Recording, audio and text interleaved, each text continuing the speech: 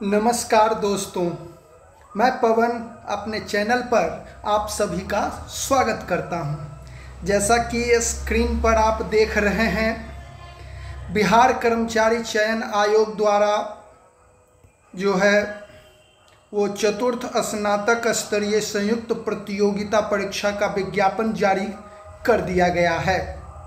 जी हाँ, चतुर्थ स्नातक स्तरीय संयुक्त प्रतियोगिता परीक्षा का नोटिफिकेशन BSSC के द्वारा जारी कर दिया गया है, जिसे बिहार का CGL के नाम से जाना जाता है। कंबाइंड ग्रेजुएट लेवल एग्ज़ाम के तौर पर जाना जाता है। जैसा कि आप स्क्रीन पर देख रहे हैं कि इस चतुर्थ स्नातक स्तरीय संयुक्त प्रतियोगिता परीक्षा के द्वारा सहायक प्रशाखा पदाधिकारी, योजना सहायक, कनीय सांख्यिकी सहायक, ये तीनों जो है वो वेतन स्तर 7 का है, पोस्ट है। उसके बाद data entry operator grade C, अंकेक्षक और अंकेक्षक सहयोग समितियां सहकारिता विभाग के लिए ये पूरा वैकेंसी जारी किया गया है। ये अगर देखा जाए तो BSSC इस 6 पदों के अंतर्गत कुल 1481 पदों के लिए वैकेंसी जारी किया है ना। इसमें एक बात ध्यान रखना है कि सभी रिक्तियां औपबंधिक है, जो आगे घट बढ़ सकती है, तो घटने की का उम्मीद तो कम ही है, ये बढ़ ही सकता है ना, बढ़ ही सकता है। तो इसलिए आप लोग थोड़ा सा ध्यान देंगे। इसमें अगर हम लोग देखें तो ये बिहार कर्मचारी चयन आयोग द्वारा जारी चतुर्थ स्नातक स्तरीय संयुक्त प्रतियोगिता परीक्षा बिहार का जो है वो मिनी BPSC के तौर पर जाना जाता है। इसके अंतर्गत वो बाबू लोग बनते हैं जो महत्वपूर्ण सरकारी विभागों में महत्वपूर्ण पदों पर काम करते हैं। इस नोटिफिकेशन के द्वारा जो है वो फॉर्म भरने के लिए उम्र सीमा की अगर बात करें तो 1 अगस्त 2025 को है ना, 37 वर्ष कम से कम होना, अधिक से अधिक होना चाहिए है ना, इससे ज़्यादा नहीं, और कम से कम 21 वर्ष, न्यूनतम उम्र सीमा 21 वर्ष। लेकिन एक जो सबसे महत्वपूर्ण बात है कि 1 अगस्त 2022 को भी जिनका 37 वर्ष पूरा हो रहा होगा वो भी इसको भर सकते हैं। यानी कि मतलब 2022 से 2025 इन 3 वर्षों में, यानी 37 से अगर जिनका उम्र वर्तमान में 40 वर्ष है ना, वो जनरल कैटेगरी में या फिर बाकी में भी 3-3 बढ़ा सकते हैं, तो वो भी इस फॉर्म को भर सकते हैं। लेकिन हाँ, ये थोड़ा सा ध्यान रखना है कि शैक्षणिक योग्यता जो है वो पूरा करते हों उस समय, यानी 2022 अगस्त में। तो ये ध्यान रखना है कि जो है उम्र सीमा का निर्धारण, न्यूनतम उम्र सीमा का निर्धारण 1 अगस्त 2025 से होगा और अधिकतम उम्र सीमा का निर्धारण 1 अगस्त 2022 से होगा। तो 1 अगस्त 2022 को जिनका 37 वर्ष पूरा हो रहा होगा वो भी इसको भर सकते हैं, यानी 2022 1 अगस्त। तो ये थोड़ा सा ध्यान रखेंगे, यानी 3 वर्ष का फ़ायदा दिया जा रहा है। इसके अंतर्गत अगर हम बात करें परीक्षा के पैटर्न की, तो परीक्षा ऑब्जेक्टिव टाइप ही होगा। परीक्षा मुख्य रूप से जो है वस्तुनिष्ठ प्रकृति का प्रारंभिक परीक्षा होगा। मुख्य परीक्षा हेतु अलग से विज्ञापन प्रकाशित किया जाएगा। प्रारंभिक परीक्षा की अगर बात करें तो उसमें एक पत्र सामान्य ज्ञान का होगा, जिसमें 3 खंड होंगे, सामान्य अध्ययन का, सामान्य विज्ञान एवं गणित का और मानसिक क्षमता जांच, comprehension, logic, reasoning, mental ability आदि। टोटल प्रश्नों की संख्या 150 होगी।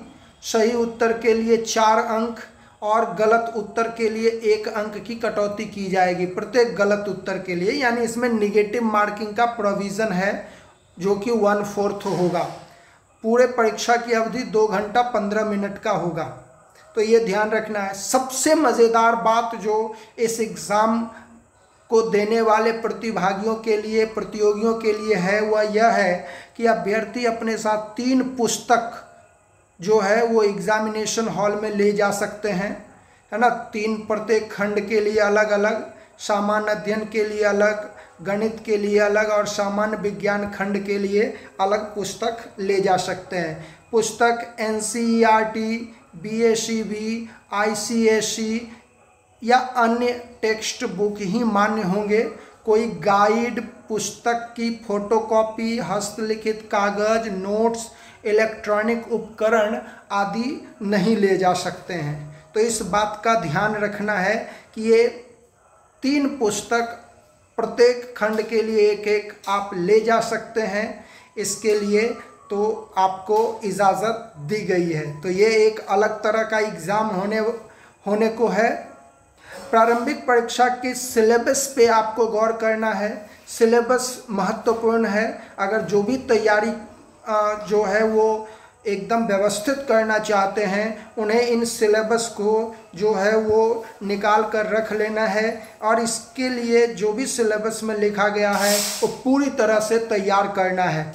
तो पहला सामान्य अध्ययन है, दूसरा समसामयिक विषय, उसके बाद भारत और उसके पड़ोसी देश के बारे में, सामान्य विज्ञान और गणित, सामान्य विज्ञान, गणित, है ना, मानसिक क्षमता जांच। तो ये सब चीज़ों को ध्यान में रखना है। एक-एक कर पूरी चीज़ों को एकदम व्यवस्थित तरीके से लिख लेना है और उसके बाद जो है उसे आप तैयारी उसके अनुरूप करेंगे। इसमें एक बात जो सबसे महत्वपूर्ण है, ये अब समाप्त कर दिया गया है। अब 100 रुपया ही मात्र फीस लिया जाएगा। ये बिहार सरकार के द्वारा किया गया सबसे महत्वपूर्ण बदलाव है ना। आरक्षण का दावा करने वाले खासकर विवाहित महिलाओं का जाति, क्रीमी लेयर रहित प्रमाण पत्र, ये सब उनके पिता के नाम एवं पता से निर्गत होना चाहिए, उनके पति के नाम से नहीं, ये ध्यान देना है। और जैसा कि आप जानते हैं ऑनलाइन आवेदन मांगा गया है इसके लिए, तो 25 अगस्त से इसका फॉर्म भराना शुरू हो गया है। 24 सितंबर तक जो है वो परीक्षा शुल्क जमा कर सकते हैं और ऑनलाइन आवेदन भरने की अंतिम तिथि जो है 26 सितंबर 26/9/2025 है। 26/9/2025 तक फॉर्म जो है आपको पूरी तरह से भर ही देना है। तो अंतिम तिथि का इंतज़ार नहीं करना है, पहले ही फॉर्म आपको भर देना है। तो एक महत्वपूर्ण वैकेंसी है आप सभी लोगों के लिए जो भी तैयारी कर रहे हैं। टोटल 1481 पद है ना। तो ये और सबसे ज़्यादा जो है वो सहायक प्रशाखा पदाधिकारी के लिए है। ये सामान्य प्रशासन विभाग बिहार पटना के तरफ से जो है वो ये इतना पोस्ट जारी किया गया है, ये काफ़ी महत्वपूर्ण है। और जितने भी प्रतियोगी हैं एकदम जोरदार मेहनत करेंगे, एकदम सही तरीके से, सही दिशा में, एकदम सही तरीके से काम करेंगे कि आने वाले वक्त में आप इस पद को जो है वो सुशोभित करें, इस पद को धारण करें और बिहार की सेवा में, बिहार को आगे बढ़ाने में महत्वपूर्ण भूमिका निभाएं।